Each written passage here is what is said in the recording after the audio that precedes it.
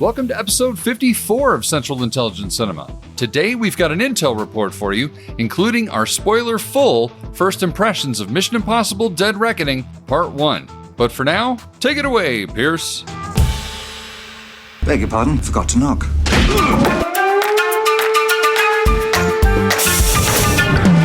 Welcome to the CIC, initiating security clearance.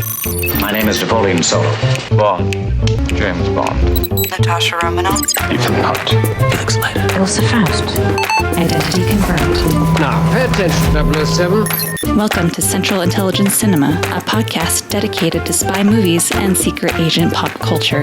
Your mission, should you decide to accept it. Do you expect me to talk? I'm in the middle of an interrogation. This moron is giving me everything. Yeah, baby! Special agent, you're not having a very special day, are you? But remember, nothing ever goes according to plan. Tom, what do you think you're doing? Keeping the British hand up, sir. The state will self-destruct in 5 seconds. Recording from an undisclosed location, just like the last time, and the time before that, and the time before that, and the time before that. It's a Central Intelligence Cinema podcast. I'm Jason Greenberg, and with me, as always, Ben Esslinger. Thank you, Jason. Thank you, Jason. And welcome back to the CIC, the internet's finest non-scholarly spy cinema and pop culture podcast, brought to you by two guys who should probably just be running a quick stop. Jason, how you doing today, man? Well, technical difficulties aside, I'm doing fine, thank you. Alrighty then, well. How about you? I'm, aside from all the shenanigans we had getting locked in, getting connected up, good. You know, the problem with working in an undisclosed location is that IT can never find us when we need the help. That is true, because we can't disclose to them the undisclosed location, and so it's just...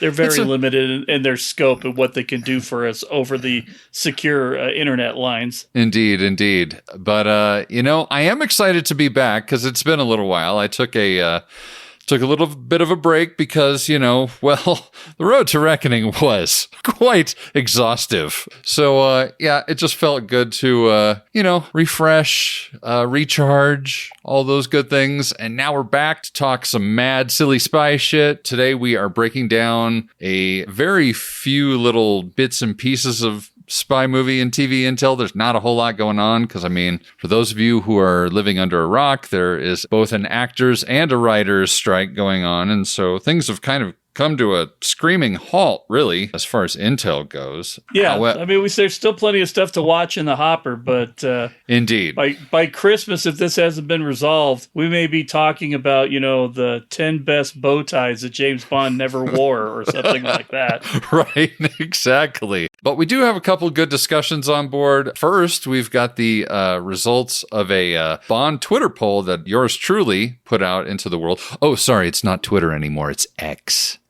It's what is X. It now? It's X. He's just trying to make it sound like an evil villain's... that's really what he wants to be, so, Anyway. I always thought of him more like Tony Stark than Lex Luthor, but I guess whatever you need. Yeah, but so we'll be discussing the Bond Twitter poll I threw out there, and then we're going to do our spoiler-full first impressions of Mission Impossible Dead Reckoning Part 1. Full. Yes, big stress on the spoiler full. So if you haven't seen the movie yet and you're sensitive to spoilers, you should probably turn off the podcast once we get to this part. Yes, but not before, because there'll be lots of fun and excitement and hilarity prior to getting to the spoiler full review. Indeed. It's the spoiler full review of the mouthful title. Yeah, no kidding. I had to take a gasping breath after saying the title. But before we do all of that, guess what, Jason? What, Ben? We got shout-outs. Shout-outs. People still remember us after all this time? Well, our shocking, I know. Right? People seem to really like our little Road to Reckoning. People really seem to like having Marty McKillop on in our last episode. It's definitely been a highlight for me having Marty on. So. Indeed. He was fantastic, and he can come back on the show anytime he wants. Well, if he's okay having a hood over his head flying in a helicopter again, I got the feeling he wasn't super happy about that last time, but he was a good sport. He was a good sport. Well, I mean, I think so long as we give him the good drugs, I think he's fine with it. So I don't remember talking to him. I kept wondering if he got that hangover after the fact, but sure he would have let us know if the dosage was too high. Indeed. But yeah, we got lots of love for the Road to Reckoning. We got an email from one of our longtime tens, Mr. Chris W. Sent us an email, actually, saying, hi guys, you know how much I enjoy this podcast. Every episode is great, but just want to say how much I really enjoyed the reviews of the Mission Impossible series. They are probably the best so far in the podcast. Thanks for doing a good job with the series. So... thank you, Chris. Great. That was super nice. It really was super nice. And you're absolutely right. Every episode was great. Indeed. We appreciate the acknowledgement. That's right. Also, I would be remiss if I didn't include one of our other original tens, Agent Steph, who I chatted with almost immediately after we saw the movie over Instagram. And we'll be discussing our thoughts and her thoughts and a few other thoughts from friends of the podcast in our discussion coming up. But thanks for, chit-chatting it up. This is what we want. We want the interaction. Absolutely. We got a tweet from @Nathaniel Witto, who gave us some props for the Rogue Nation review. I've been interacting with him quite a bit on Twitter, so thanks for listening and thanks for giving us props there. Also, shout out to a gentleman named Gary Dexter, who's been showing us some love on the Twitter as well, representing Fort Worth, Texas. We got people everywhere now. We are worldwide. Wide. Prestige worldwide. Speaking of worldwide, also a huge shout out to our newest listener in Germany @Siamese Vodka. @Siamese Vodka tweeted to us, guys, I have listened to your back catalog the past weeks. Your episodes are really enjoyable. You have one new fan in Germany now. Keep up the good work. So thank you very much, Siamese Vodka. We really appreciate that. Also, shout out just in general to Ireland. Because once again, we are charting in Ireland. We're constantly charting. You know how much I hate it when I charted. So I got to change up my diet. So, hey-o. But hey, if you want to show off your love of the CIC to your friends or family, why not visit our merch store? I just dropped a brand new shirt. We're calling it the CIC Field Agent t-shirt. So it looks very, very smart, very legit. But you can find the link to our merch store at the bottom of the show description of this very episode that you're listening to. But another way that you can show your love, which doesn't cost a thing, is you can like, follow, subscribe, and most especially review the podcast on your favorite provider. Those glowing 5-star reviews will help us show up quicker in searches for #SillySpyShit. But now that I've gotten all that stuff out of the way, should we jump into some intel? Let's do it. Looking for a news story? Impress me. Transmitting CIC Intel Dossier. They'll print anything these days. Okay, time for some intel. So, our first up, our favorite punchline movie. Ah, yes, Argylle. Argylle is back in the intel once more. It actually has a release date, allegedly. And allegedly it's a real movie.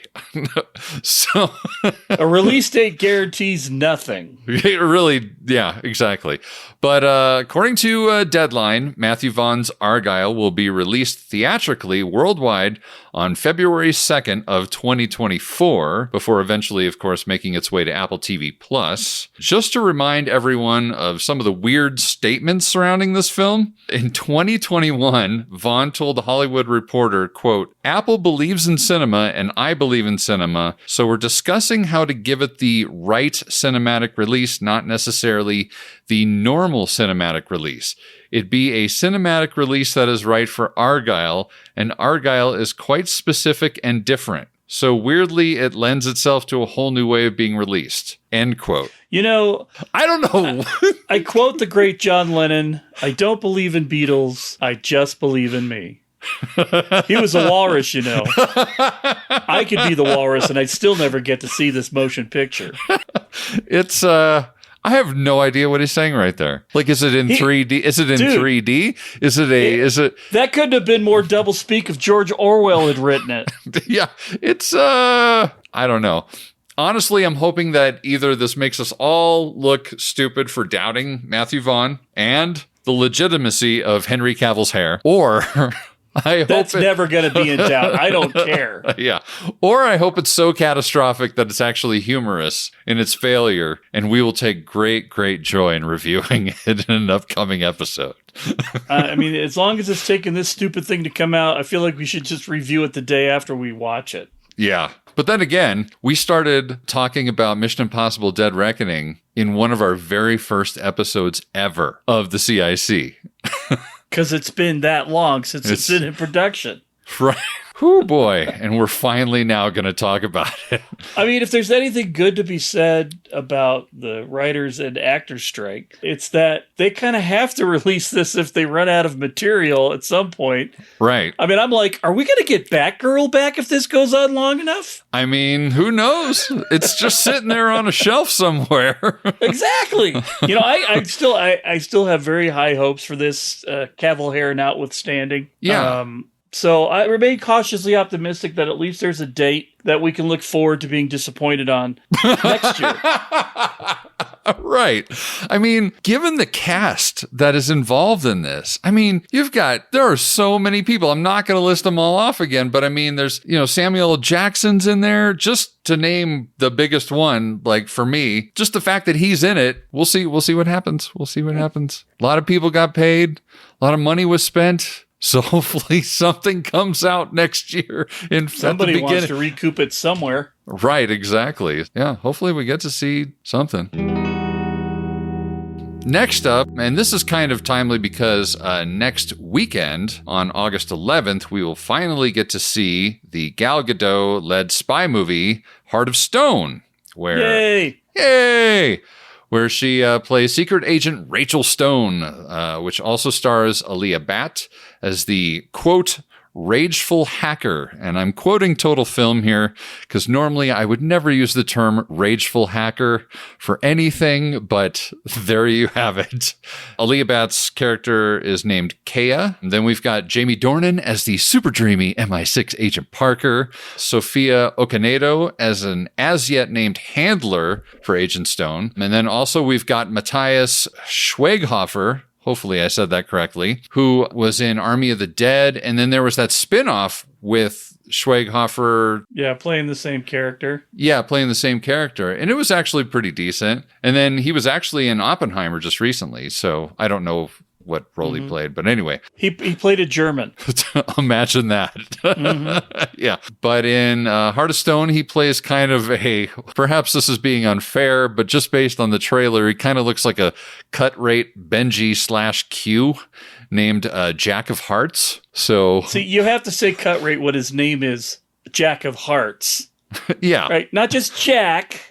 No, not Jack just of Hearts. Jack of Hearts. So, right. If you're going to give him a stupid name, you're going to have to expect he's going to be reduced in quality. That's right. I mean, if it would have just been Jack, I probably wouldn't have said cut rate, but it's just, I don't know. I hate to say it, but there's already red flags all over this trailer and all over this movie, but... And yet, if the entire thing is a movie where that fits into place, fine. Who knows? Yeah, fine. I'm trying to stay optimistic here. Greg Rucka wrote this thing, so That's something is my man. That's right. There's something to be said for that. There's also a character named Six of Hearts.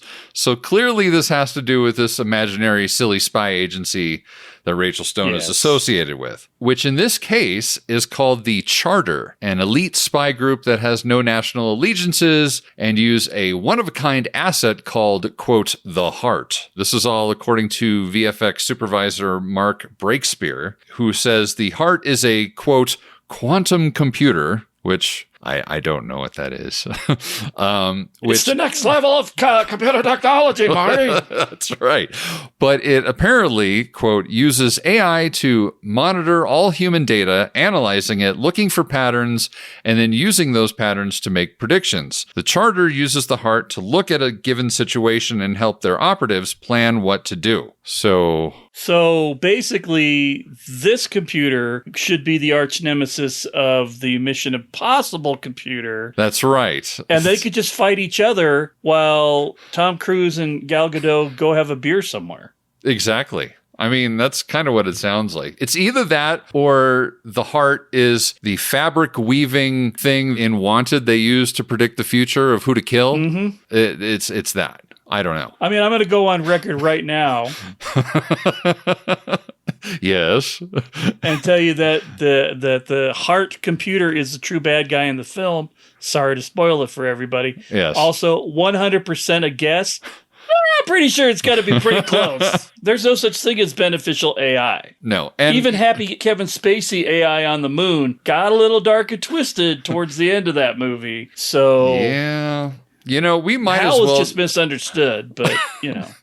I think spy movie fans are just going to have to buckle up for the next 10 years because AI is going to take over what used to be held down by stealing nukes and holding the world hostage. Absolutely. So the good movies are going to be the ones that find a new way to do it, or new and interesting way to do it. Yes. As opposed to just putting it in as, you know, helper A or bad guy B. As it becomes more and more passé, hopefully the writers will keep up and come up with something, you know, to make it at least moderately interesting to watch.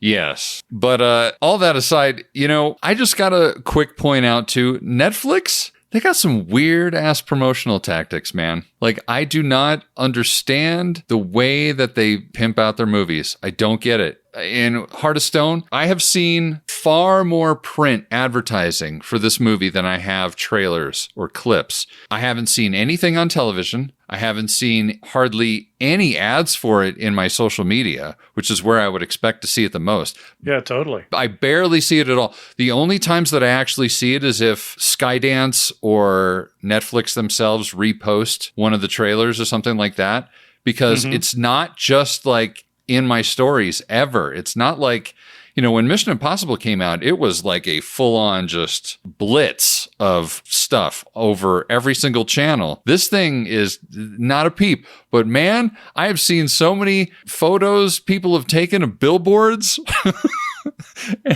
And the weirdest one of all came from my good buddy James Page of MI6HQ, who sent me this while he was at LAX.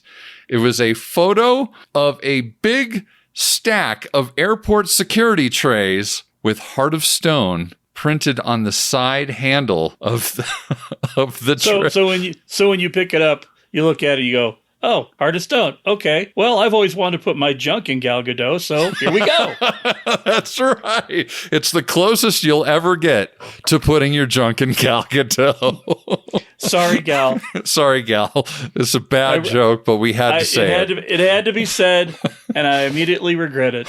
I'm sorry. The only conclusion I can come to is maybe somebody's at the airport, they're about to get on an airplane, and they're going to watch Netflix while they're on the plane. Maybe that's the whole idea behind it. That's my thinking on that, and it's kind of brilliant if that's the reason. Yeah. I mean, if that works, I mean, I'd be curious to know, since James Page only took the one photo, I'd be curious if there's any artwork in the bed of the tray. So when you pick like it up and so when you're looking down, you see Gal Gadot's face.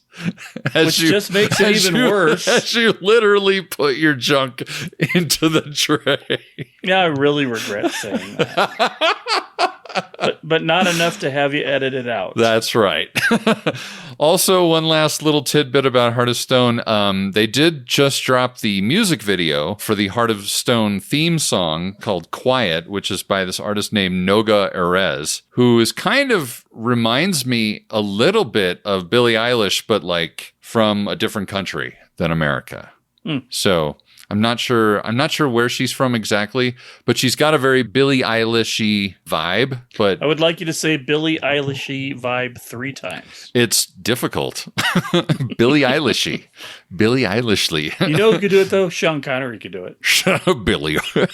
He would just say Billie Eilish-ly, but it would come out Billie Eilish-ly. Billie Eilish-ly. Yes. Eilish-ly, Eilish-ly, Eilish-ly. But not a bad tune.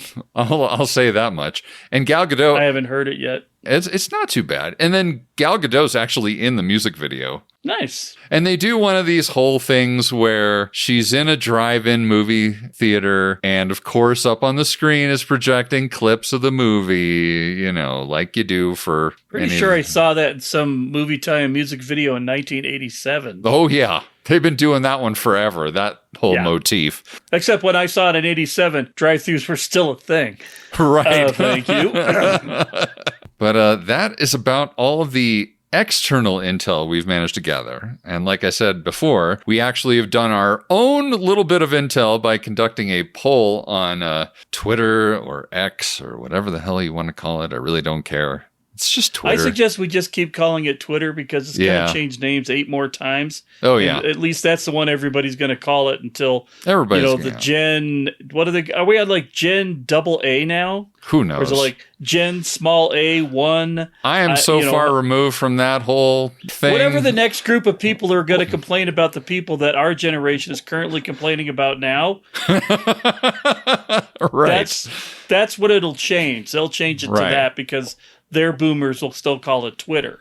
Right. Now that we've gotten all that out of the way, the question that I asked our Twitter followers was, given how long James Bond movies are taking these days to make, going forward, how long would you like to see an actor portray James Bond for? And there were 3 options that I gave. The first was a series of one-offs. So essentially just one actor goes in, plays James Bond, move on. Or 3 movies per actor. Or the final option was kind of the traditional 4 movies or more, provided they don't decide to pull a Dalton or a Lazenby, that sort of thing. Yeah. Actors that either too good at their job or got too old to actually play it believably. Right. So we had a total of 318 votes, which honestly is not bad for us.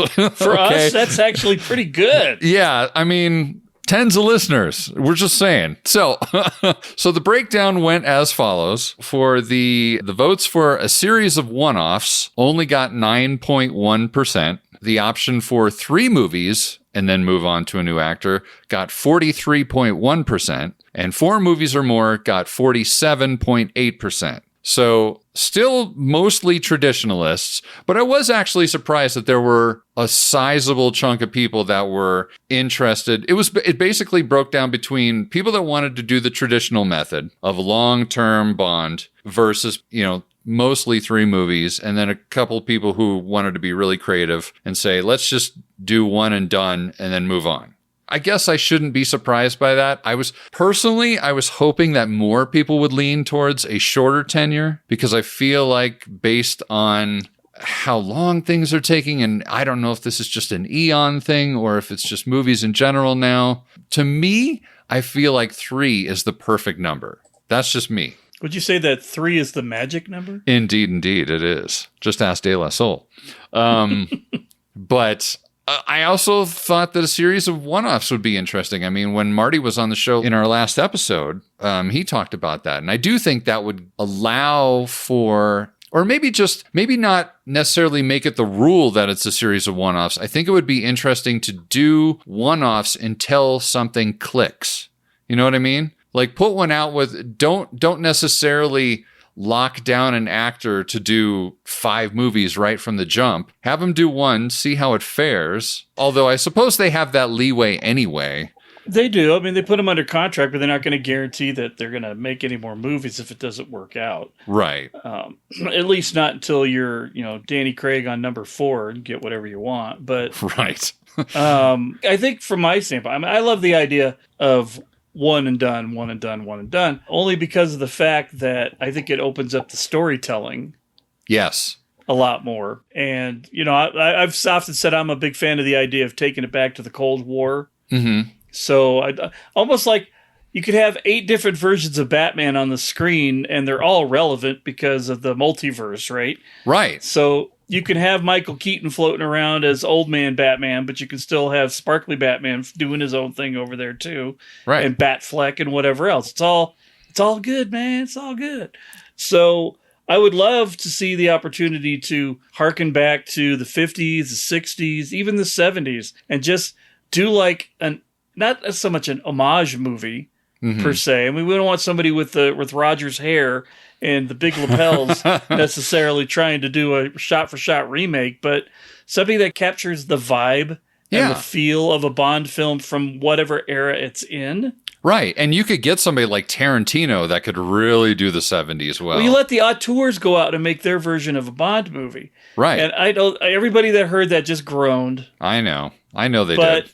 And to be honest with you, I don't want to see a Tarantino. I'd watch it, but I don't really need to see a Tarantino Bond movie. I'd love to see a Christopher Nolan Bond movie. Yes. I'd love to see a Ridley Scott Bond movie. I'd even like to see how good old Denis Villeneuve gets away with, Bond in space or on Dune or something. I mean, there's so many people out there. I'd love to see Matthew Vaughn just get his one-off Bond movie. Yeah. Give Spielberg that opportunity before he dies, Yeah. Just to see how they take the premise and the character and translate it into their own thing. Otherwise, you kind of have to ride and die with whoever you get. Yeah, absolutely. Going back to what you said about, kind of Batman and the multiverse type situation, one of the comments we got was from @00nothing, who is actually one of the contributors to James Bond and Friends. He said in a tweet, unless we find an actor, in parentheses, and producers, as committed to the role and to the series as a whole as Tom Cruise is for Mission Impossible, I'd say we're better off with a Spider-Verse Bond, a different actor for one, maybe two, but the right person could potentially carry it for decades. And I absolutely agree with that. I mean, imagine, if you will, a world. Imagine, if you will. Dig, if you will, a picture. No Prince. This is movie guy now. Okay. Imagine, if you will, a world where James Bond exists in multiple dimensions. Think about it. What if you went back to the 60s and it was awesome? Yeah. So you just keep making Bond in the 60s, but concurrently everybody's like, but we really like this 80s Bond too. And so all of a sudden you've got 3 James Bond movies coming out every year along a different quote unquote timeline or whatever. I mean, not to get too nerdy about it. It's just, if you like having Bond in your life, if you expand how you tell the story, you get the opportunity to see more. Right. And I would argue too, there's a lot of people that are hung up on continuity and not so much can't wrap their head around a multiverse Bond. They just don't want to. But imagine how much Bond you would get if you're willing to be open to that sort of thing. You would get way more Bond, way more interesting takes on Bond, a lot quicker. But I mean, you got to be steadfast and stalwart, and it's the same guy since 1953 or since 1963, clearly. And, he doesn't get old, or he gets old, but then he regenerates like Doctor Who and comes back as the next iteration. But it's still the same guy. That's right. Still the same guy.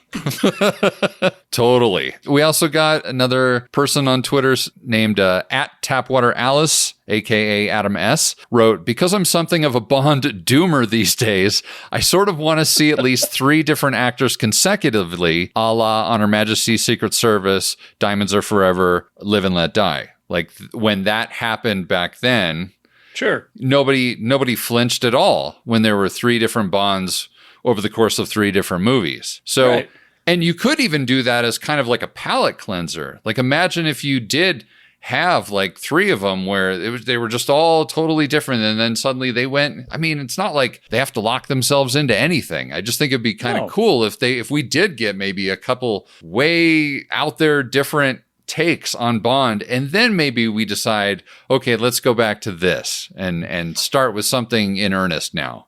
Well, I can guarantee you there's some executive at Amazon right now who's pressing his fingers together, Mr. Burns style. Excellent. I like their ideas.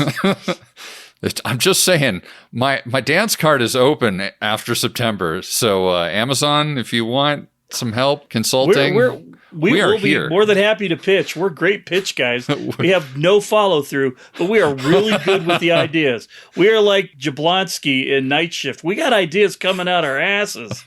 Just not so good with the follow through. That's right. So consultant fee. How about that? There we go.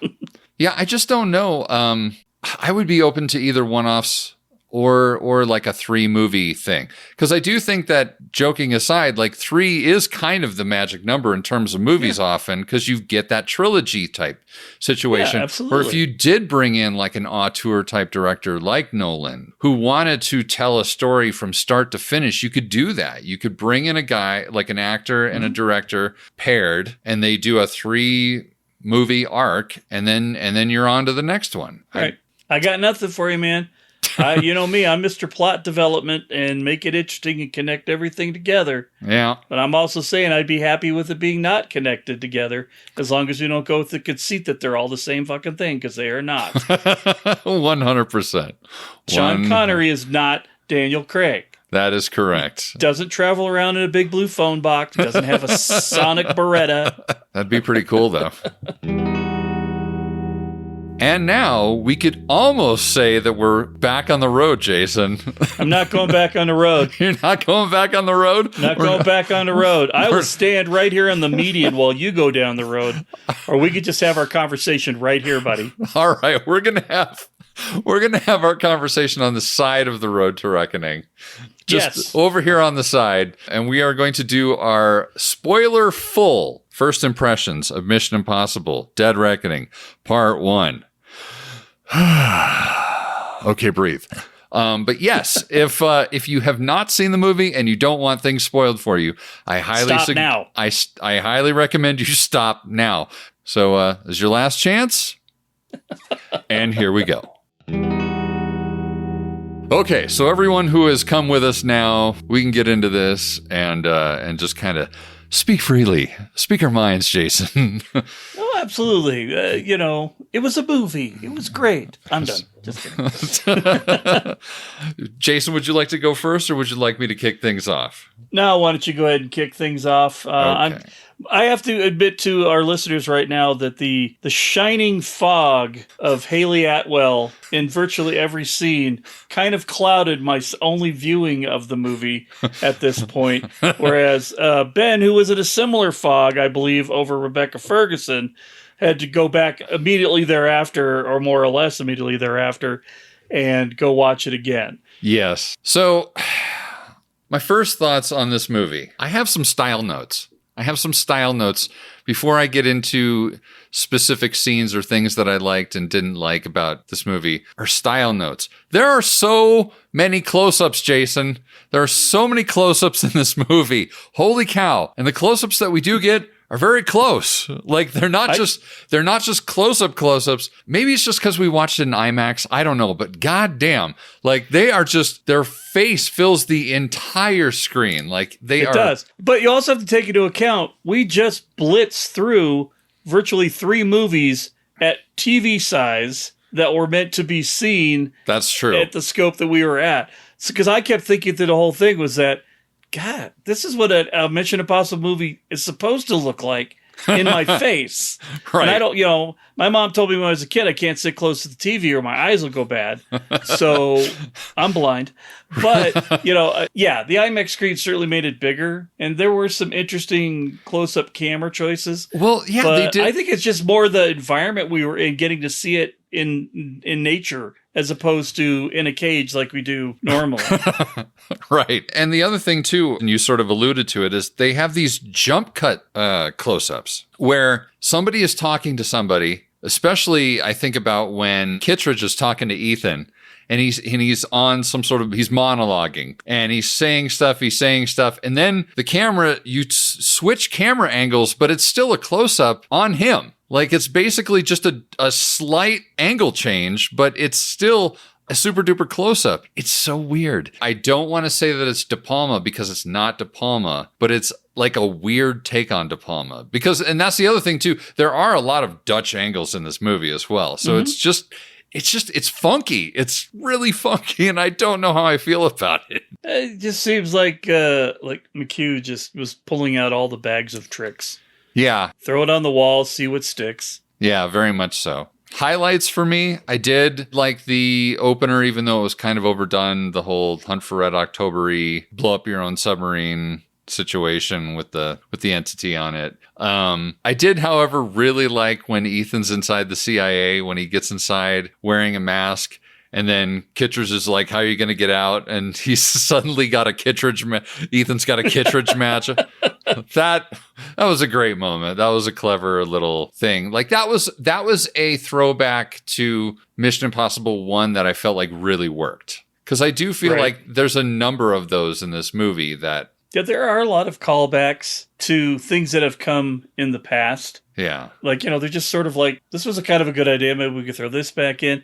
I didn't get enough trench coat, though, I got to tell you. And zero fedoras. Yeah. I would have liked to see at least more trench coat as it pertains to the MI universe. Yes. I like the nice little touch they had on the wall in the office of the CIA. They had the picture of Sloan, the ex-head of the... Yeah, well, she would have been, being on the wall, she would have been current. Oh, okay. So we just didn't see her, so we don't know. It was just a nice little throwback. Yeah, and I wonder if we are going to see her. I know that, if I remember correctly, I believe she wasn't able to be part of the production due to COVID things happening. Because as we both know, that this movie was produced way back during the pandemic when everything was really bad. So... Right. So who knows whether she's going to randomly show up in part 2. And that's, and before I get into the lows, I've got some more highlights, but before I get into the lows, I will say that some of these lows will depend on what they do in part 2. Right. Because they could sort of fix things for me a little bit. But going back to the highlights, there's a lot of other things that I really did like. I really love the airport sequence, the whole thing where they're watching the monitors and Luther's changing the face on the person they think they're tracking with facial tracking. Right. Was really clever. For Mission Impossible, it was very low key. Yeah. It was almost like, remember this trick we tried in the 90s? I bet you no one will expect it now. But rather than trying to be very gadgety with it, they took it down a notch or two. Yeah, they tried to let it play out the way it needed to play out. Yeah. So you got that. You had so much building suspense, but you were kind of building some humor there. You were taking a scene that really could have been quite boring without a lot of action. Right. Because it was a Keystone Capers thing, basically, is what it was. Very much so. And I will say, too, they played almost everything for humor in this movie. Yeah. Which works in some cases, and in other cases, not so much. The only thing I didn't like, it seemed like all the serious stuff fell on Ilsa's character. Yeah. So she didn't really get a chance to be light and airy and playful. Yeah, like she was in Fallout, like in the bathroom, like in the bathroom scene. And so it was, and she was on screen for so little time that it was frustrating that we didn't get more of that out of her before. Boop. So, but before we get to that part, because I'm going to spend some quality time on that, I got to say that my two big highlights as far as actors in the movie were Haley Atwell and Pom Klementieff. Yes. I mean, I'm sure Jason will agree with me on the former and probably on the latter as well. Oh, no, I think Pom was the Grace Jones of this movie. Oh, absolutely. I mean... And whereas, Grace Jones was sort of like over the top because I don't do this normally. Right. She was over the top, but with acting training. You know what I'm saying? Yes, very much so. So when she pulls that whole emotional bit at the end, it really You're works. totally buying it. Whereas when Grace Jones did the same thing in A View to a Kill, you're just sort of like, okay, so angry at James Bond face is the same as I'm on your side now, James Bond face. Got it. Right. But yeah, Haley Atwell, man, just brought so much wit and so much It's just a kind of a breath of fresh air in this movie. Yeah, because she plays a character that we really haven't seen in a Mission Impossible movie, which is a devil-may-care, carefree, sort of going with the flow kind of character. Right. Who's really got her own interests at heart until she starts to realize the true gravity of the situation that she's in and kind of has to pick a line. I kind of liken her character almost in a bad way and in a good way to Catwoman from Batman. Yeah. You know, not that she's a thief. There's, all the things that she is. But Catwoman is kind of like that. That character's typical archetype is that I'm in it for myself until I realize that there's this higher calling that I can actually do something about, and then kind of pitches that to the side to at least get through whatever the crisis is. Right. And then we'll typically at the end still steal the diamond and off she goes. So, but that's kind of what that character arc felt like for me with Hayley. It's just, she's just so charming and bubbly and effervescent and perfect that,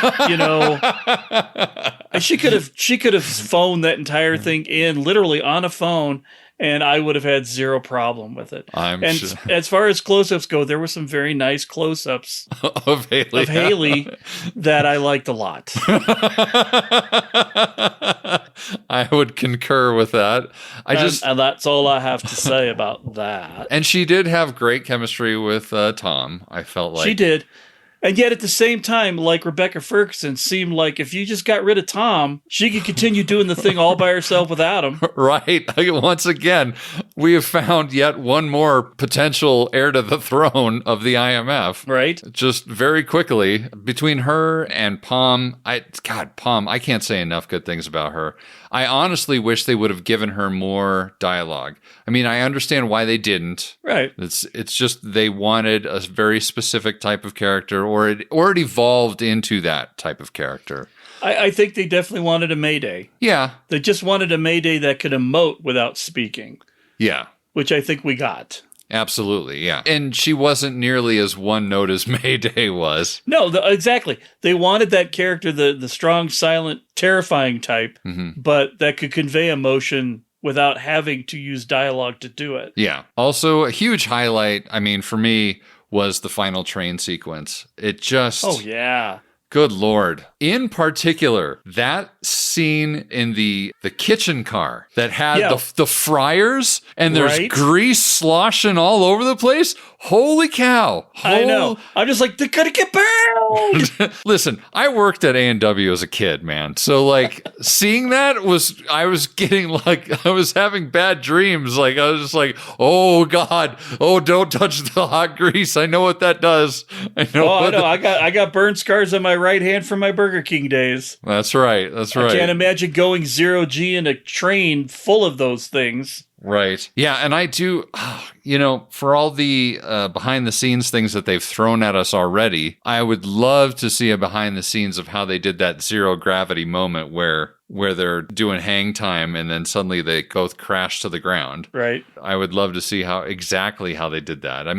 Well, they filmed it in the space station, clearly. Yeah. Tom was doing some location shoots up there for the new movie.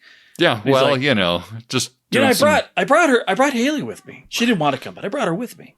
And I'm thinking, we got wardrobe.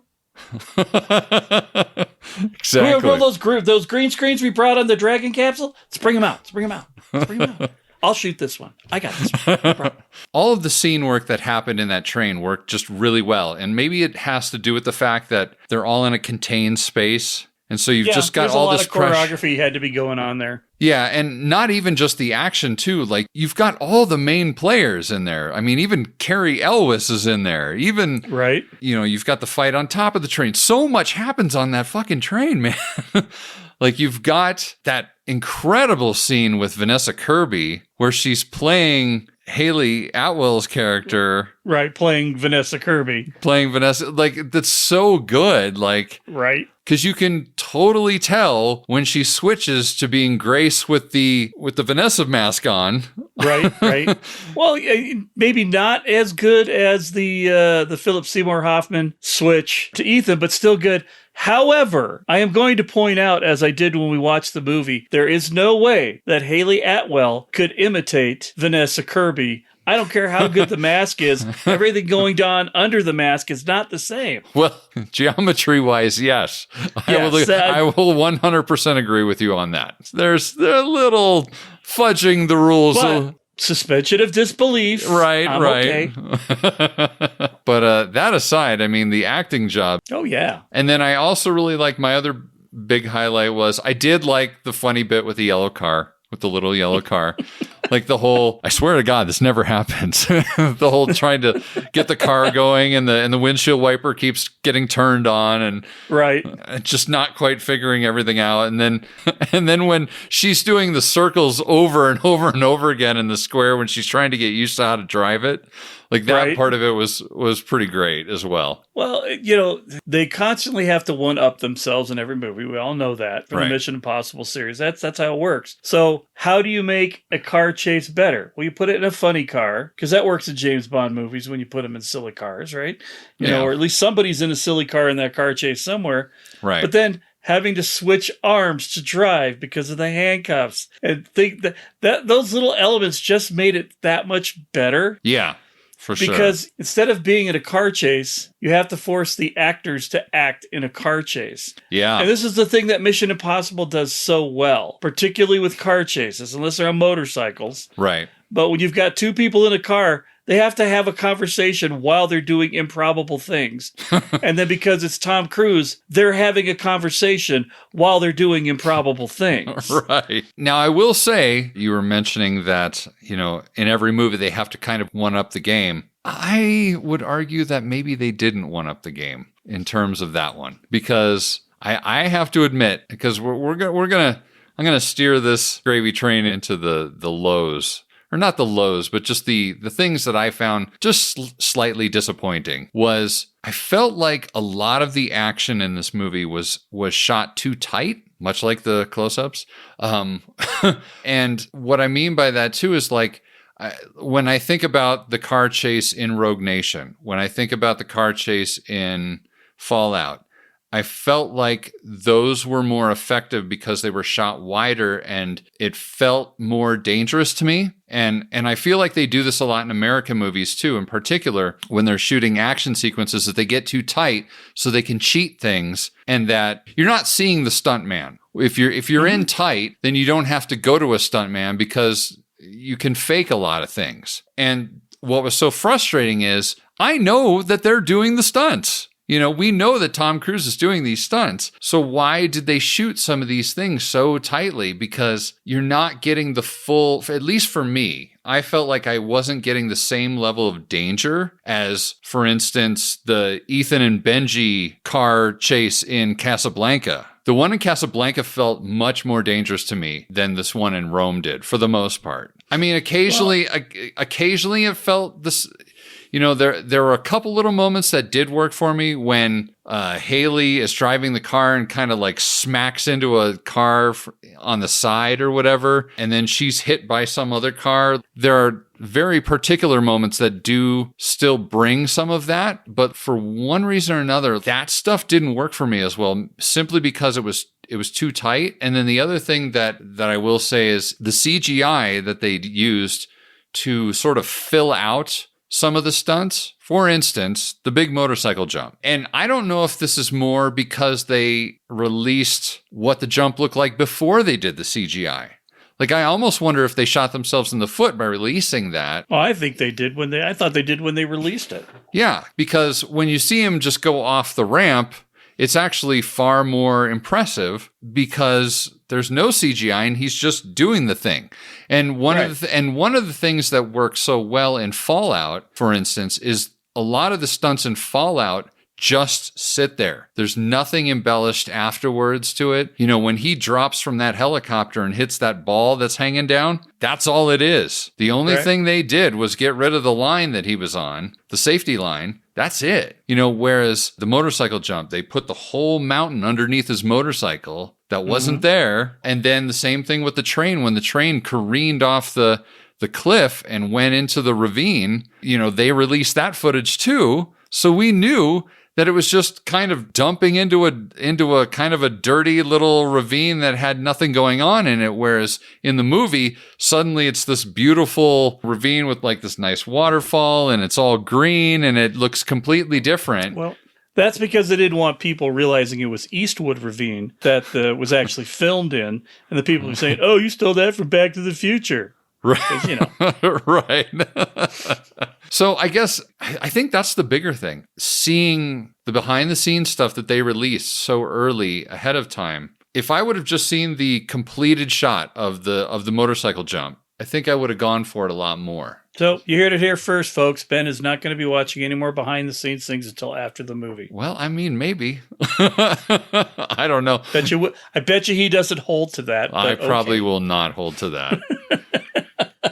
See, it's funny that you say that because I did not get any of that. I mean, yes, there were a lot of big faces in front of my little face for a lot of it, but the action scenes, because they were so close in and tight, felt more dramatic to me than wide open shots. And I kind of feel the opposite. I think you put wide shots in to cheat the stunt stuff. You do the close in stuff because if you catch the actor's in the car. Right. And I know it's different angles and stuff like that, but, so like in the Casablanca scene, it was great because they were driving through teeny tiny little areas. Mm-hmm. And so by being out wide, you could kind of still get that feeling of being enclosed because of where they were driving.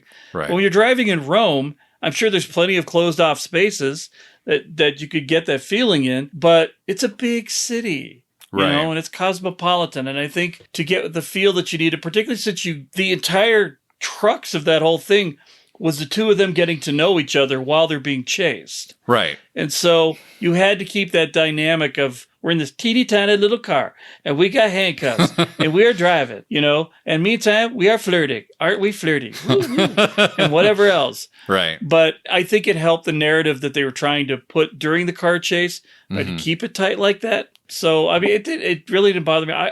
Honestly, the whole movie was so breathtakingly refreshing to me to see something like that again on a big screen that I might be more nitpicky when I watch it again. Sure. But to just see it and enjoy it for what it was at that point in time, everything was clicking on all cylinders for me. I think one of the things that I should mention too is when I was in my early 20s, I watched a lot of Hong Kong cinema, and they really focus on the wide shots with that because there's far less stunt people coming in and standing in for actors. Well, yeah, but also it's more ballet, more choreographed, more dance-oriented. Right. It requires multiple partners to tell that story that they're trying to tell through the action. Right. So you have to catch it all. You can't cut away because then you lose whatever the interaction is between the two people that are fighting. Right. You're losing all the quality of what they just worked on for the past, month. Right. And I think I've gotten so used to seeing things in the wide like that sometimes when I see more cramped action sequences like we got in this movie, for me, it's not quite as effective. I don't know. So that was one thing. You went back to see it again, so apparently overall it was okay. It's still a great movie. I mean, overall it's still a great movie. So the one other thing that I will bring up, which is just sort of the elephant in the room that I think a lot of people, some people online actually agreed with me too. How dare you call her an elephant?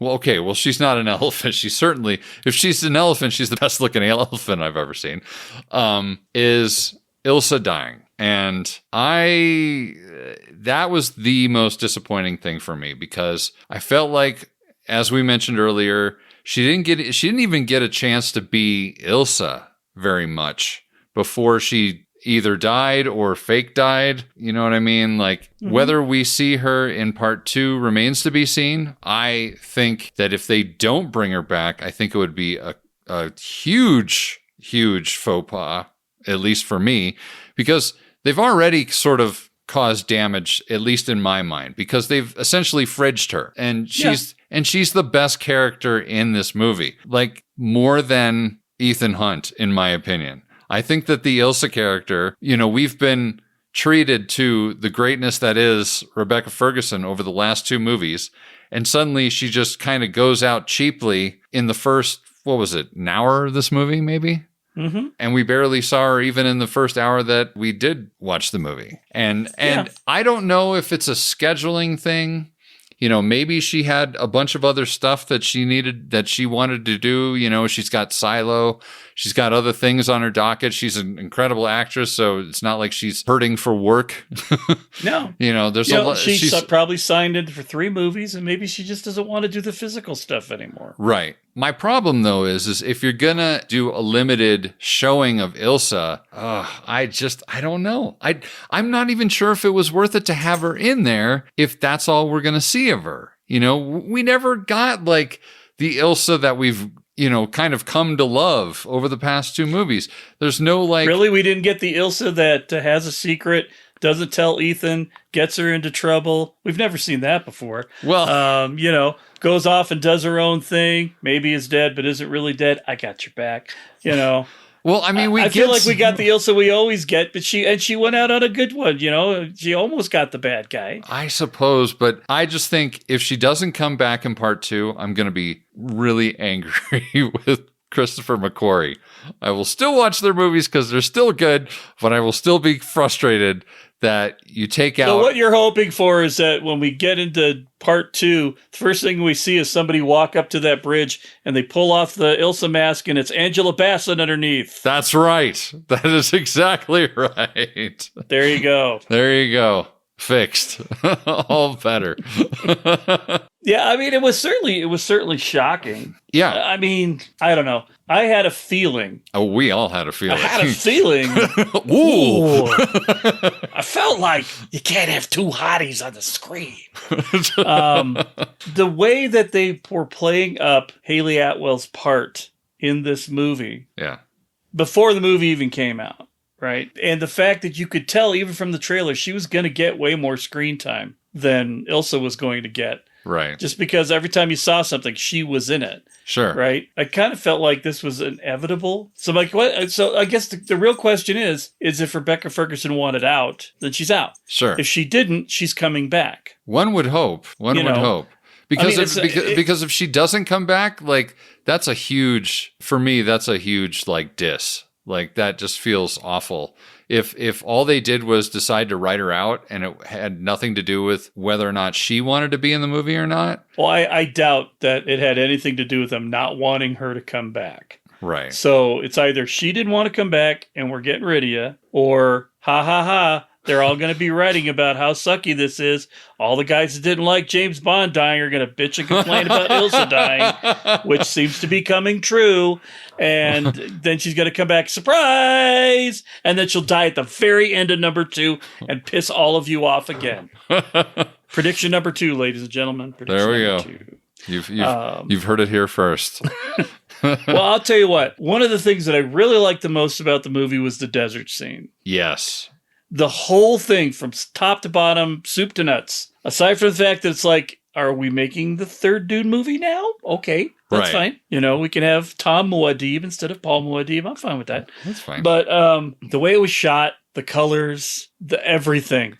Ilsa with the gun with the big stand on it. Oh my God, that shot is so great when the shot like trucks forward really quickly to her as she's sort of falling asleep or like half asleep until suddenly something, you know, catches her eye or whatever. Yeah. Like such a great shot. Oh.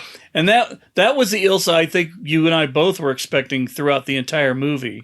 Right. And we kind of didn't get her because she almost just became one of the gang, you know, after she got the MacGuffin where it needed to go and was off into ether, she just sort of came back as, and I'm here to be 4 because we always got to have 4. Yeah, always got to have 4. I don't know. We'll see how it goes in part 2. It just really, it made me sad. Also, one other thing I had to bring up too, while I'm, you know, bitching and moaning or whatever. The whole speed flying thing at the very end of the movie, you know, they kind of made a big deal of it in that video that they released, the behind the scenes, you know, about how dangerous speed flying is and all this stuff. Mm-hmm. But in the movie, it happens at a point where everything has kind of been resolved more or less. Mm-hmm. So it felt like there was no danger to it whatsoever. Like it was just sort of like, oh, look, he's doing another cool thing, but there's no consequences. So, yay! Some things just have to be dangerous to Tom Cruise. They don't have to be dangerous to That's Ethan right. Hunt. He just needed his little piece of cake that day.